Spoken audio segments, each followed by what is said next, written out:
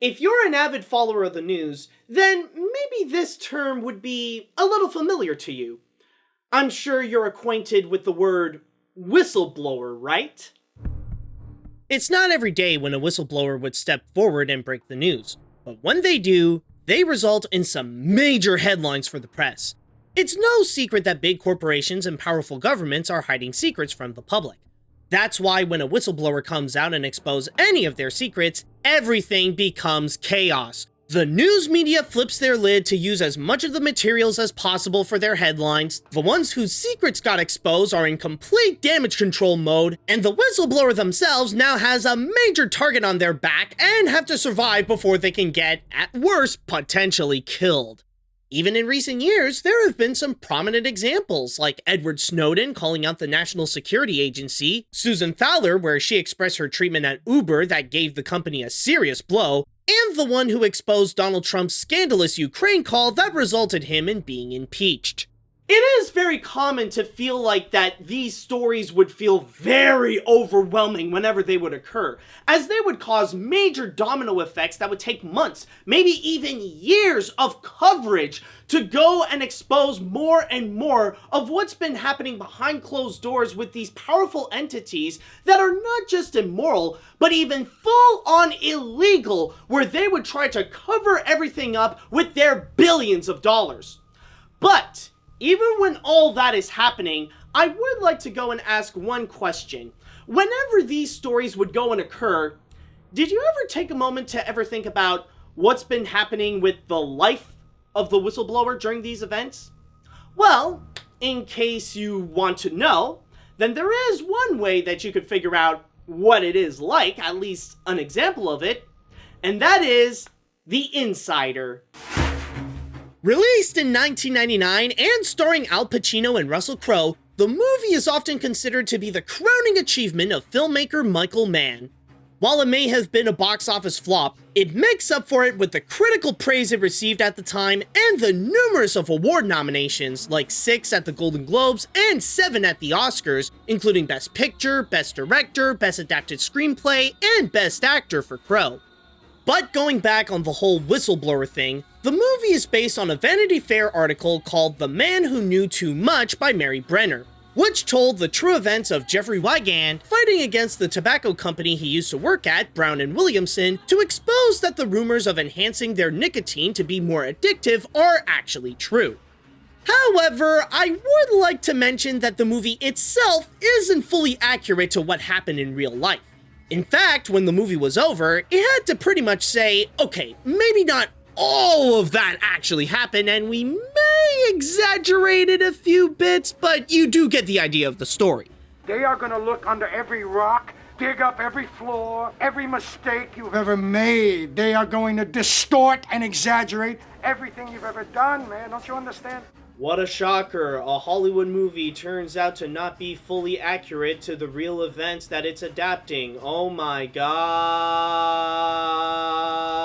Okay, but in all seriousness, the point of this movie is not necessarily to be fully accurate to the events of this whistleblowing moment, but rather, it's to go and point out what usually happens during these whistleblowing events, the ones that would be similar to this one right here, through a few perspectives. And yes, this isn't just about the whistleblower, but also about a journalist in the middle of it all.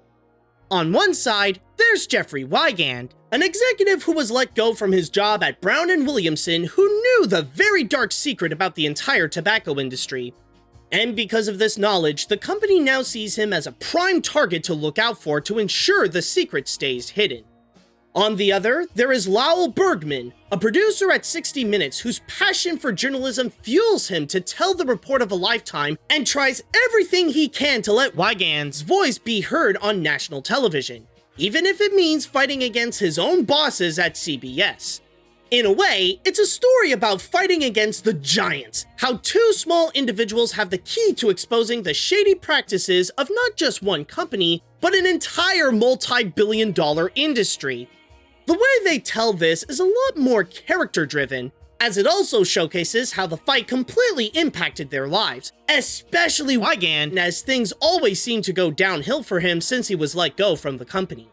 In another way, it's a movie that depicts the battle for the truth, where even if their opponents have all the money in the world to do whatever they want, they can never pay for either the truth or to control it, and presents the power of what journalism can do to spread that truth so that the public can listen to what's actually going on.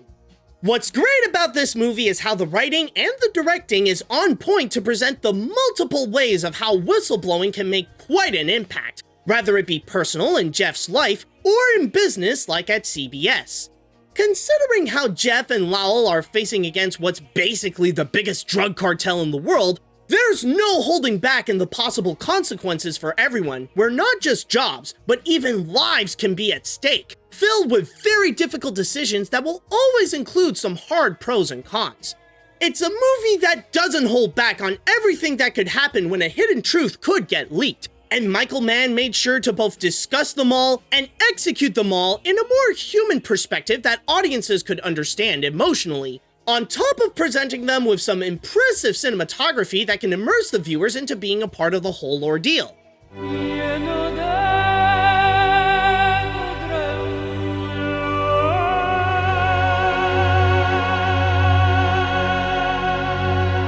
But of course, another major component that gives the feature the strength it needed is the actors.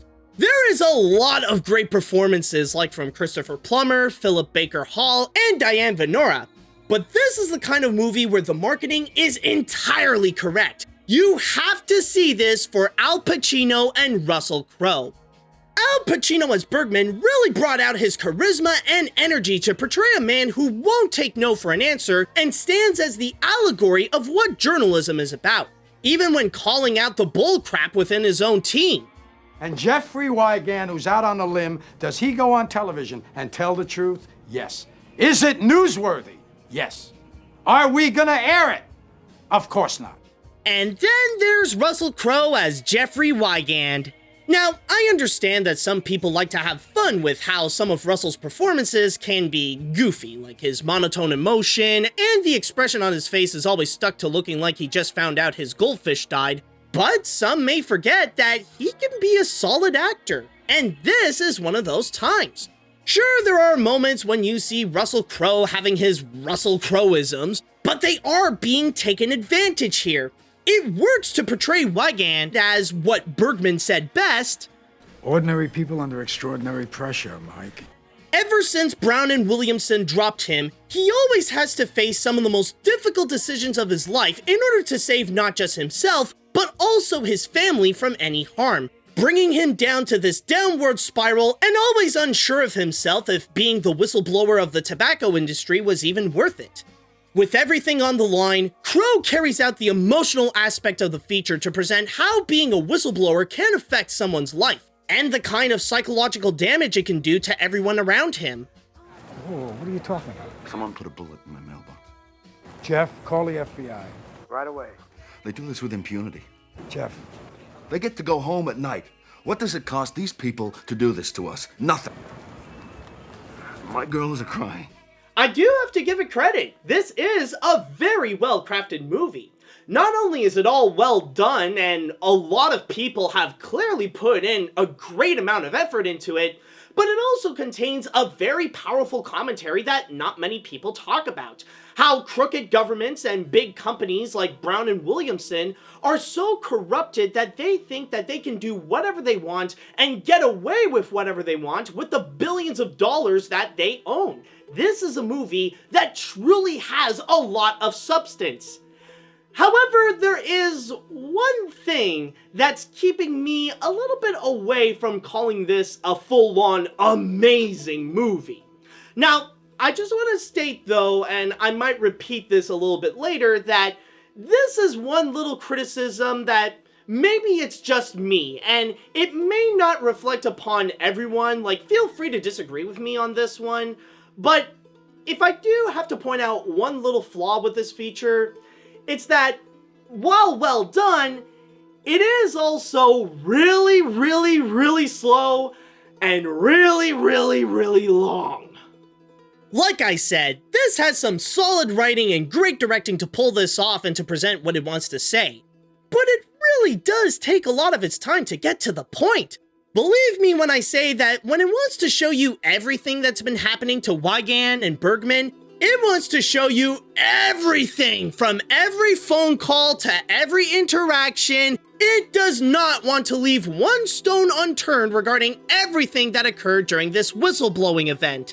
And I'm not saying that this is slow and long because of the tempo or that the scenes feel that way. I mean that literally, since the feature has an outrageous running time of over 2.5 hours. Usually, this is a running time reserved for big cinematic epics where they give you periods of intense action on a grand scale and then moments to cool off from them afterwards.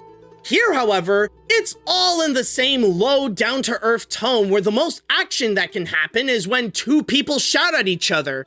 It ends up resulting some scenes to feel repetitive and hard to sit through all at once. Even I had to take some little breaks just to refresh myself and keep focus on what's going on. Considering that this film does take some creative liberties from the actual events, it could have at least shaven off 20 minutes to keep it at a decent length to help some scenes get to the point. You even mention my name? You haven't talked to anybody about me? Why Brown and Williamson? No, I spoke How the to hell do I know about Brown? It happened just after I talked to I you. don't know. I do What not do you like coincidence. Well, I don't like paranoid accusations. I'm a journalist. Think. Use your head. But again, I am only speaking through my personal experience. I understand that there are plenty of people out there that won't mind the 2.5 hours running time. So this is more of a criticism that really does depend on who you ask if this is an issue or not. But other than that though, I will say that this is my only complaint that I would have with this film. And if I could be very honest, in this modern political age, I am very surprised that not many people are talking about this because with the message that this movie is trying to say, it really is more true than ever.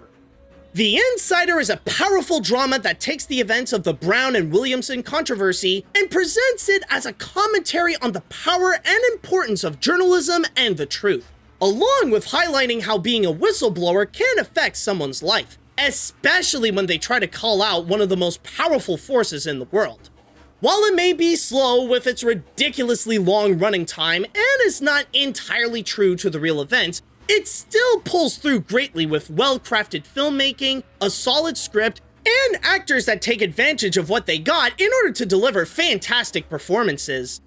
Of course, I'd say that you would need some strong patience if you want to watch it all in one sitting, but I do recommend giving this a watch not just because it's a good movie, but it also helps give a better understanding of the world and what goes through a whistleblowing controversy. Heck, I'd even say this is a must-watch for those who are interested in journalism and in political topics and scandals like whistleblowing. If I gotta give this a rating, I'd go with an 8 out of 10.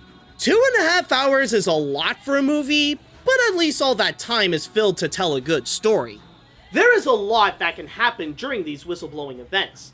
We, as the public, only know about a fraction of what's actually going on because the most we would know is just through the news reports, and even those can be overbearing with too much information.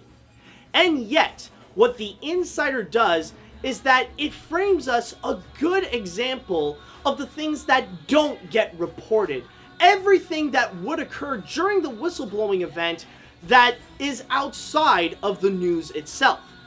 We get the expose and the lengths that they would go to in order to take down the whistleblower, and sometimes I can mean that literally. There is the journey of the journalists and the lengths they have to go to in order to put out these reports. And most importantly, and often the most sought after, the life of the whistleblower. How is the whistleblower doing during these events? And that is a truth that rarely gets reported. See you later, dudes.